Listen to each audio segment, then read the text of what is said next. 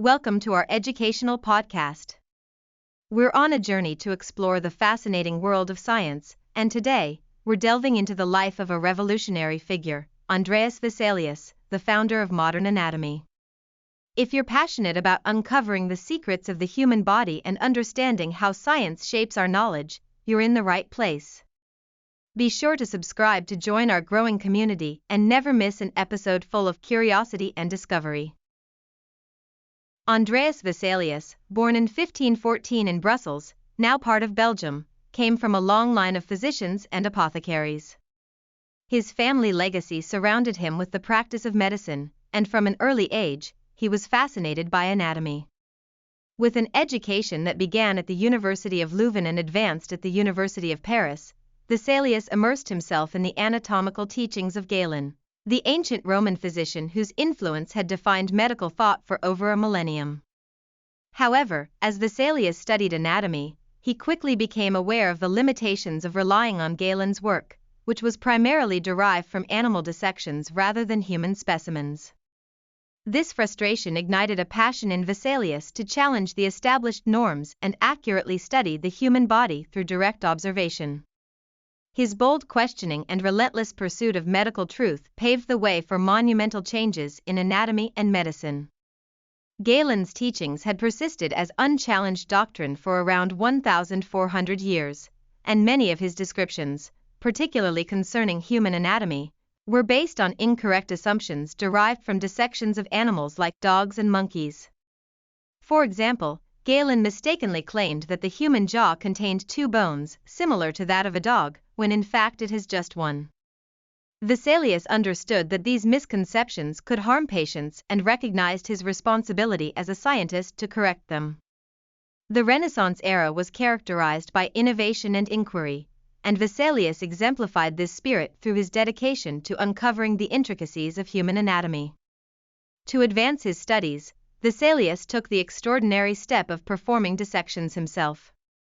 His determination often led him to conduct these procedures at night and in secrecy to evade the disapproval of authorities who frowned upon such practices. In fact, Vesalius sometimes resorted to acquiring bodies from public executions or graves, engaging in ethically dubious activities that were both illegal and socially condemned. Despite the dangers involved, his indomitable commitment to uncover the truth about the human body led him to document findings that contradicted Galen's teachings. Through his meticulous dissections, Vesalius observed anatomical structures that had never been described before, contributing to the foundation of modern anatomical science.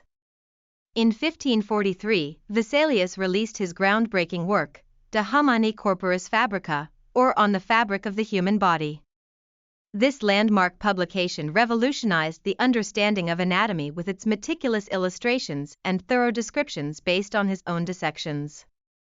Engravings in the book, crafted by artists from Titian's workshop, were highly detailed and struck a balance between art and science, providing a brilliant representation of the human form.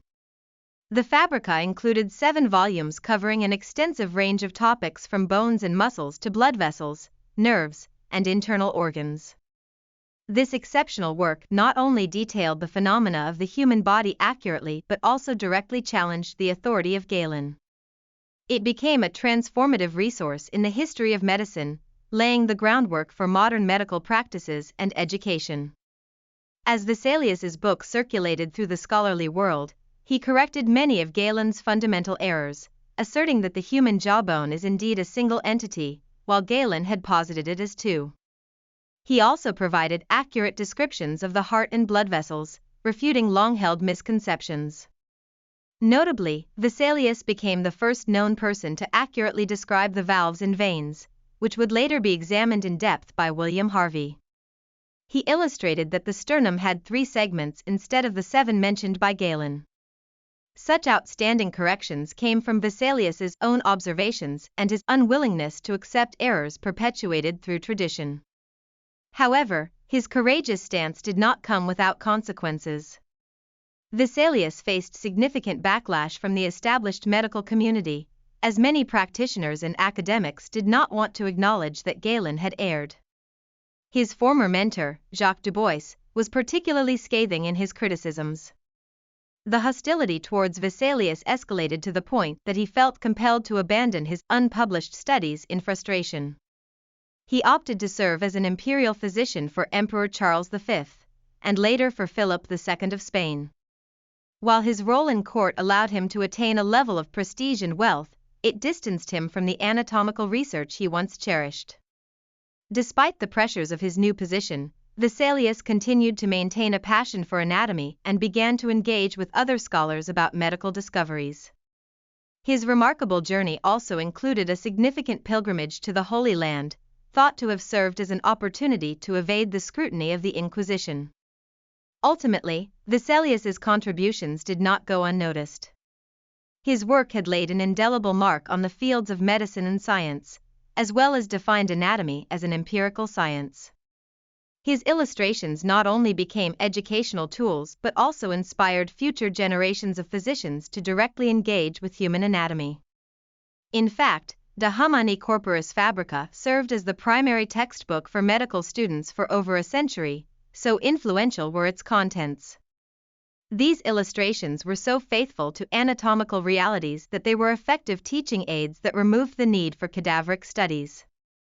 Vesalius's legacy continues to resonate through the world of medicine today.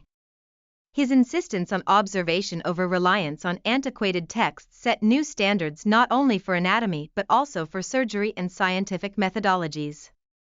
Following in his footsteps, anatomists like William Harvey, who demonstrated blood circulation, and artists such as Leonardo da Vinci, who also delved into human dissections, built on the foundation Vesalius laid.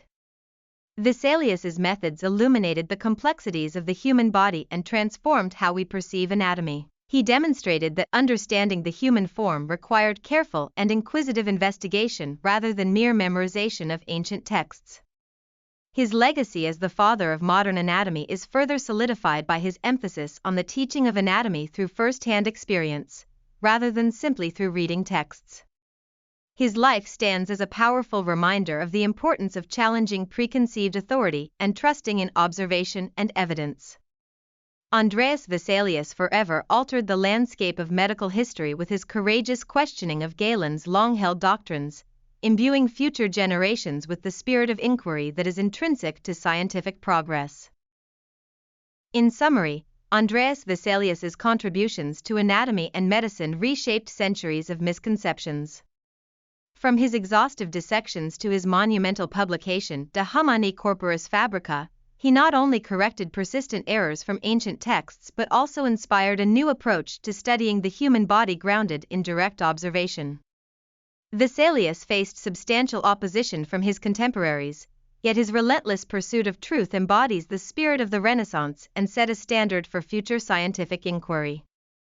His legacy endures as we continue to explore and understand the intricacies of human anatomy.